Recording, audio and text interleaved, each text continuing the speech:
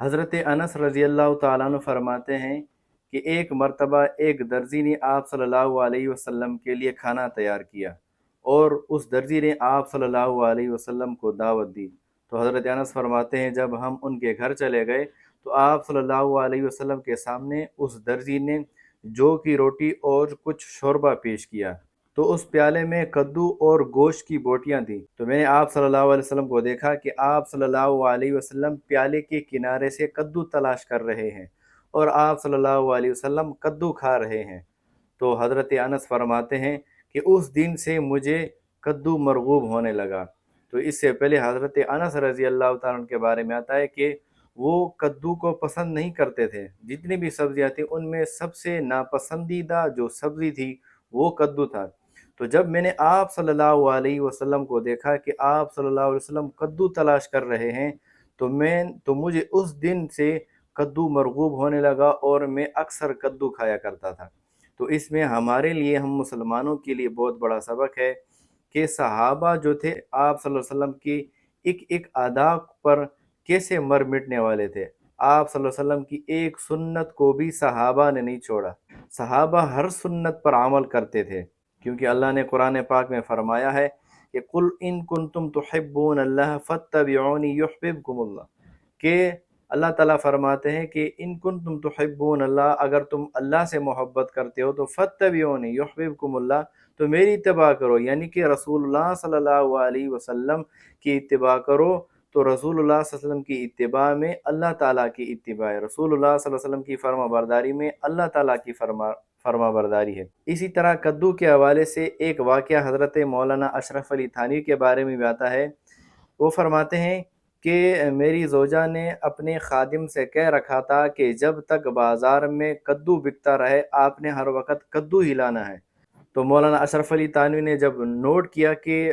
کئی دن ہو گئے، مہینے گزر رہے ہیں، مسلسل کدو گھر میں پک رہا ہے، تو اہلیہ سے پوچھا انہوں نے، تو اہلیہ نے کہا کہ میں نے خادم کو کہہ رکھا ہے کہ جب تک بازار میں کدو بکتا رہے آپ نے کدو ہی لانا ہے۔ تو مولانا اشرف علی تھانوی پریشان ہو گئے اور حیران ہو گئے کہ ایک عورت ذات کو آپ صلی اللہ علیہ وسلم کی سنتوں سے اتنا پیار ہے، ہم مرد آپ صلی اللہ علیہ وسلم کی سنتوں پر عمل کرنے میں کیوں پیچھے ہیں؟ تو حضرت مولانا اشرف علی تھانوی فرماتے ہیں کہ میں نے تمام کتابوں کا مطالعہ کرنا شروع کر دیا کہ آپ صلی اللہ علیہ وسلم کی کتنی سنتیں ہیں، آپ صلی اللہ علیہ وسلم کی کون سی سنتیں ہیں جو مجھ میں نہیں ہیں۔ لہٰذا مولانا صاحب فرماتے ہیں کہ اس کے بعد سے میں نے کتابوں کا مطالعہ کرنا شروع کیا اور جو آپ صلی اللہ علیہ وسلم کی سنتیں تھیں ان تمام سنتوں کو اپنی زندگی میں لانے کی کوشش کی۔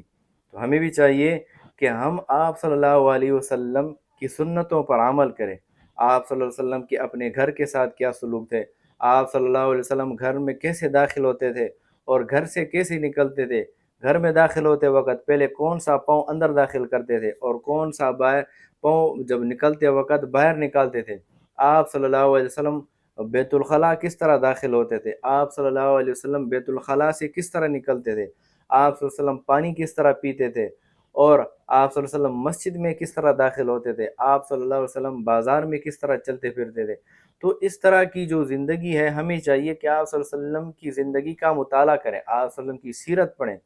کیونکہ اللہ نے فرمایا کیونکہ اللہ تعالیٰ قرآن پاک میں ارشاد فرماتے ہیں لَقَدْ كَانَ لَكُمْ فِي رَسُولِ اللَّهِ أُسْوَةٌ حَسَنَةٌ، کہ آپ صلی اللہ علیہ وسلم کی زندگی تمہارے لیے بہترین نمونہ ہے۔ کہ جس طرح ہر شخص کا ایک نہ ایک آئیڈیل ہوتا ہے، ہمیں چاہیے کہ ہم اپنا آئیڈیل اپنے نبی کو بنائیں، جو انہوں نے زندگی گزاری، جس طرح انہوں نے زندگی گزاری ہمیں بھی چاہیے کہ ہم اسی طریقے پر زندگی گزاریں، کیونکہ آپ صلی اللہ علیہ وسلم نے فرمایا جو شخص میری ایک سنت پر عمل کرے گا فتنے کے دور میں، اللہ تعالیٰ اس کو 100 شہیدوں کا ثواب عطا فرماتے ہیں۔